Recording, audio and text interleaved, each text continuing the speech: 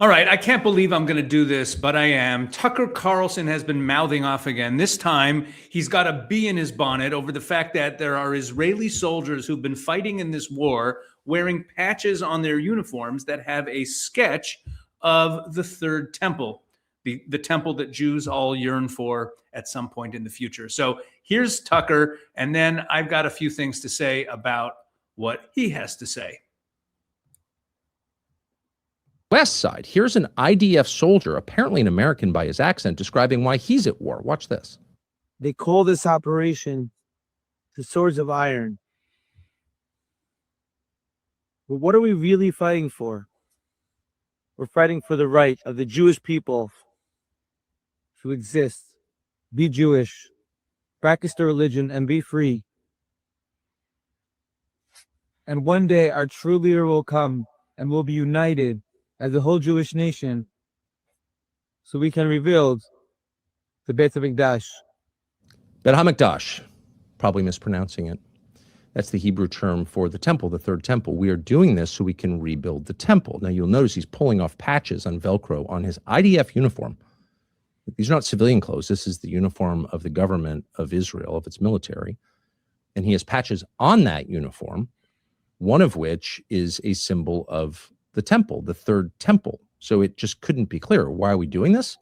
To rebuild the third temple. Now, if you think we're just cherry picking this off the internet, one guy wearing an unauthorized temple patch, paid for, by the way, a uniform paid by us, armaments paid for by us, the U.S. taxpayer pays for all this stuff one way or another. The U.S. taxpayer pays for the military of Israel. Boy, does it. If you think we're being unfair and just like found one guy, well, here's a bunch of guys. It took us about 2 minutes on the internet to find this today. Here is a selection of IDF soldiers. Let's put it on the screen. There you go. And all of them have the same patch. Look familiar. Look carefully at that. What is that? That's the temple. That is the third temple. All right, that's the first clip. And then Tucker went ahead and he played a clip of crackpot Rabbi Yosef Mizrachi, who has often been referred to as the anti-Semites' favorite rabbi because of the outrageous things that he says. He's a fringe character in the Jewish community. Most clear-thinking Jews don't really pay much attention to him, but Tucker used Yosef Mizrachi. Have a look at this. Here's a particularly candid and honestly kind of articulate clip from a couple of years ago. This is from August of 2024 from an Israeli rabbi, Joseph Mizrach, describing how Israel should take advantage of a then ongoing conflict with Iran, much less intense than the current conflict we're seeing with Iran, to destroy the Dome of the Rock in Al-Aqsa. Watch this. If it was up to me, the last time when they shot hundreds of missiles, I would pretend that one missile came from Iran and shoot it down. You know, then all the Arabs will go against Iran and it will be the end of the problems. You make them fight with each other, this bunch of lunatics. Never too late. You deal with a bunch of cowards. Shoot it down into the Dome of the Rock in Al-Aqsa. Destroy what's on what the Israelis call the Temple Mount on the foundation stone. Destroy it and blame the Iranians. All right. So that's Tucker Carlson, not too happy about the fact that Israeli soldiers actually care about Har HaBayit. They care about the Temple Mount. So he's going off on this. Now, before I get into the Temple Mount issue, let me just point out that that comment Tucker made about the Americans paying for the Israeli army, and oh my gosh, we pay for all that, and oh boy, the Americans pay for the Israeli army. Let's make something very clear.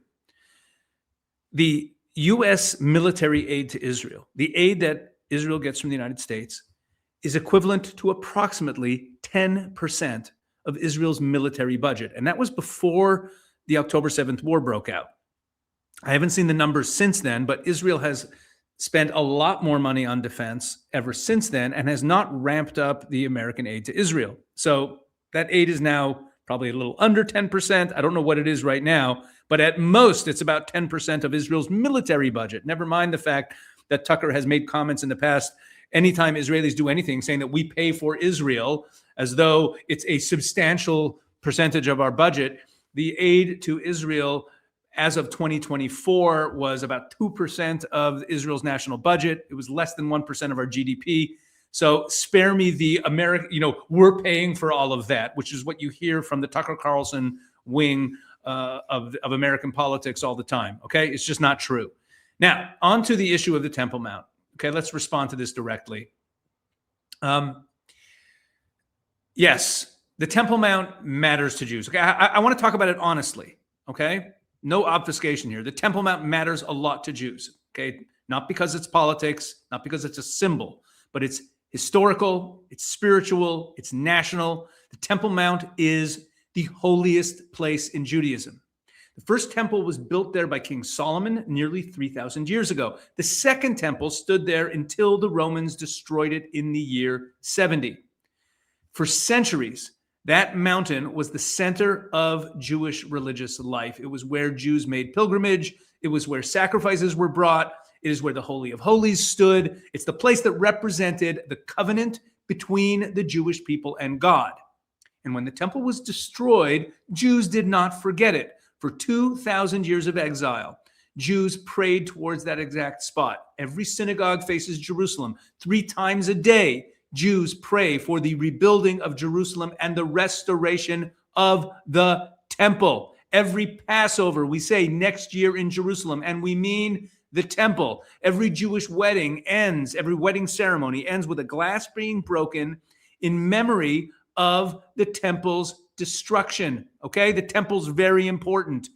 And we've been doing these things continuously. Yes, I know that Tucker doesn't believe that Jewish history has been continuous, but it's a matter of historical record that this has been continuous, an unbroken chain of Jewish communities with a clear record going all the way back to temple times, mourning the destruction of the temple in Jerusalem and yearning for it to be rebuilt. So when people see Jewish soldiers wearing a symbol of the temple and act shocked, what they're really revealing is that they simply don't know anything about Judaism.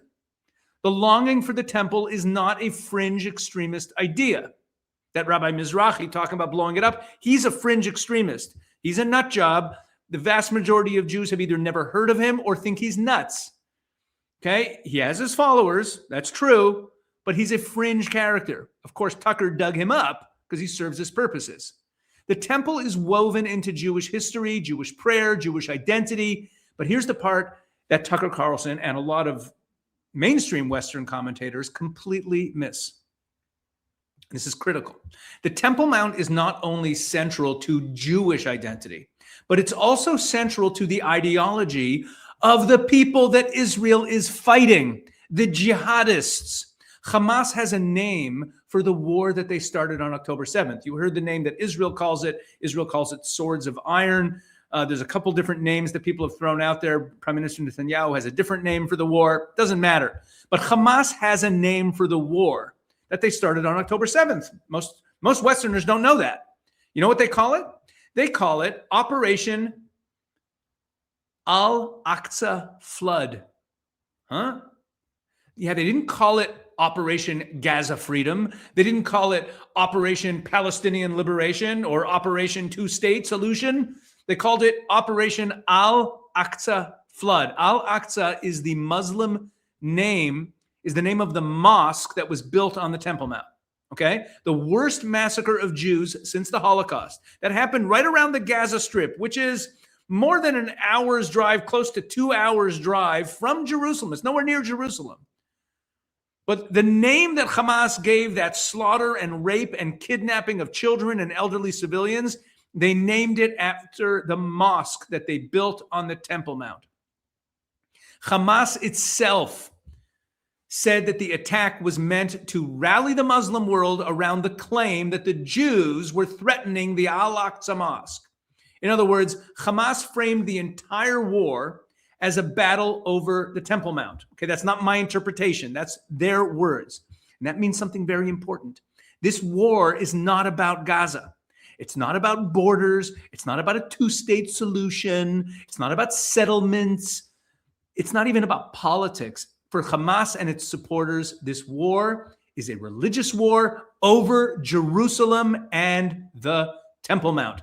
And if you want to understand how deeply religious this ideology is and how much it informs Hamas's behavior and policy, all you have to do is look at the Hamas charter, the founding charter of Hamas, when they created the organization in the early 1980s. The charter quotes a famous hadith. Hadith is a religious text. It's not the Quran, but it's these additional texts that are all about the life of Muhammad. So it quotes a famous hadith that says that it says the following. It says, as the Prophet Muhammad says, may the prayer of Allah and his blessing of peace be upon him, quote, this is Muhammad speaking now in the hadith, the time, meaning judgment day, will not come until Muslims fight the Jews and kill them, and until the Jew hides behind the rocks and trees, and the rocks and trees will say, O Muslim, O servant of Allah, there is a Jew hiding behind me. Come and kill him. Okay, that's what it says in the Hamas charter, because the Hamas charter explicitly lays out that the goal is genocide of the Jewish people. That's the passage in the charter this is taken from. Okay, that's the charter of an organization, Hamas, that Tucker calls a political organization. Founded in the 1980s. This isn't from an ancient text. Okay, this is not a territorial dispute. This is not about settlements, not about borders. It's about genocide. It's a worldview in which killing Jews is a religious duty. So when Israeli soldiers wear a symbol of the temple while fighting Hamas, it's not because they're secretly planning to bulldoze mosques tomorrow morning.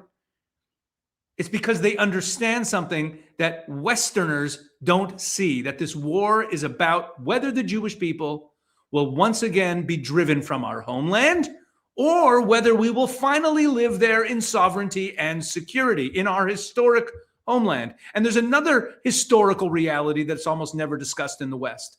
Throughout history, Islamic conquerors often built mosques on top of holy sites of other religions. Okay, churches were converted into mosques. Ancient temples of other faiths were appropriated and destroyed or rebranded, and they build mosques on the sites. And the same thing happened in Jerusalem.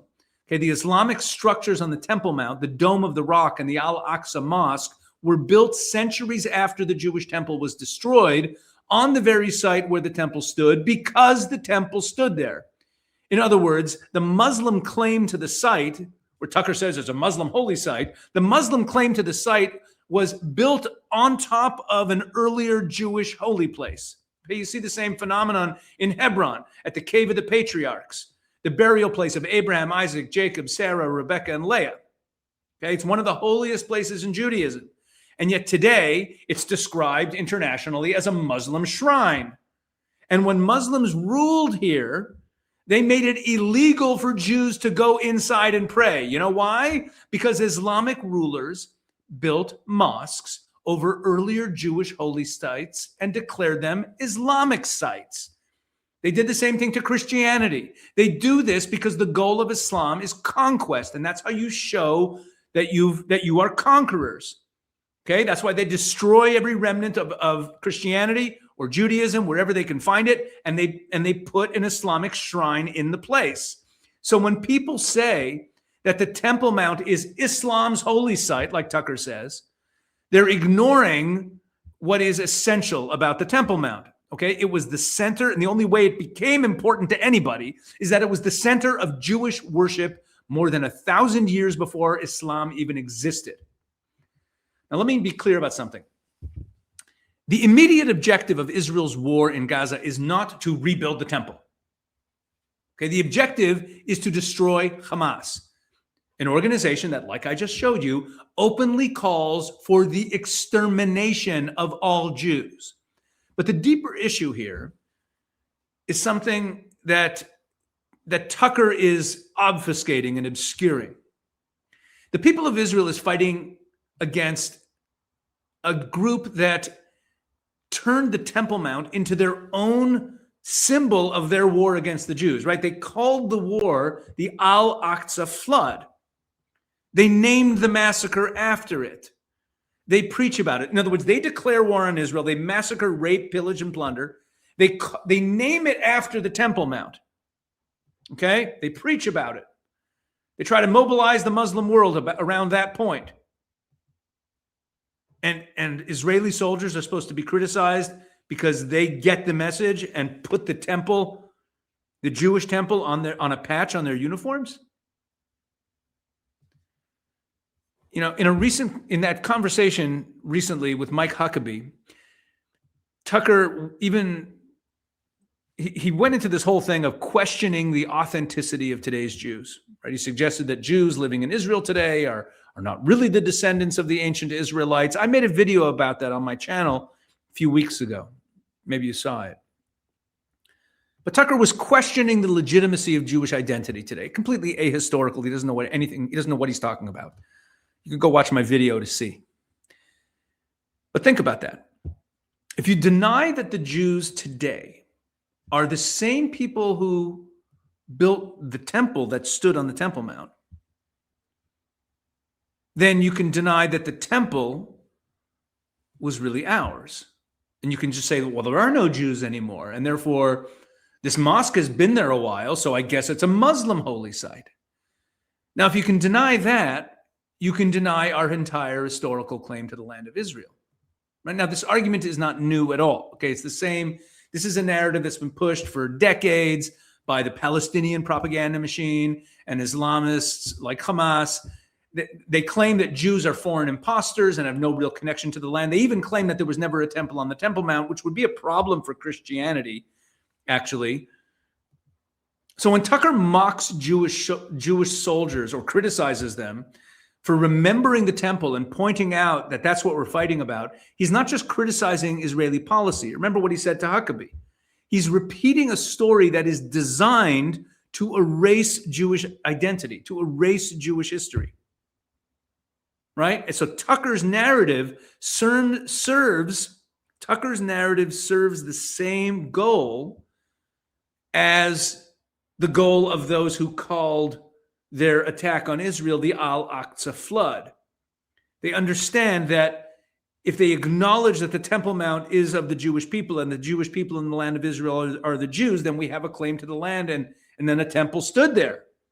But Islam is about conquest. It's about erasing history, especially biblical history. So the people who slaughtered Jews while invoking a prophecy about killing every Jew hiding behind rocks and trees in their charter, this is their belief system. This is an ideology that is not only wanting to kill Jews, it wants to erase Judaism and the Jewish people completely. And the Jewish people, are not going to let that happen. The temple stood on that mountain. Tucker calls himself a Christian. Hello, Christian. The temple stood on that mountain. The people you're defending deny that and fought against Christians for centuries to take it away from them during this exile. I wonder whose side Tucker would have been on then. The temple stood on that mountain centuries before Islam even existed. And the Jewish people have never forgotten it, not in exile, not living under other empires, and certainly not now. Anyway, thanks so much for watching. This whole thing is so insane. But of course, we yearn for the rebuilding of the temple. This really speaks to, let me just add another point. This speaks to the whole question of whether Western civilization, what people call Judeo-Christian, I prefer the term biblical because that's really what Jews and Christians share. What biblically based Western civilization is going to do about the fact that Islam is trying to erase it and trying to take it over. So what? A bunch of Muslims take over the Temple Mount, build a mosque there, declare it an Islamic holy place. So then forever after, we, the Jews, are supposed to accept that? Why should we accept that? And no, we're not about to blow up the mosque on the Temple Mount. We're very patient. We waited a long time to come out of exile and get our independence back. And eventually we will rebuild the temple. But we don't have nothing to apologize for Israeli soldiers yearning for the Messiah to come and for the temple to be rebuilt.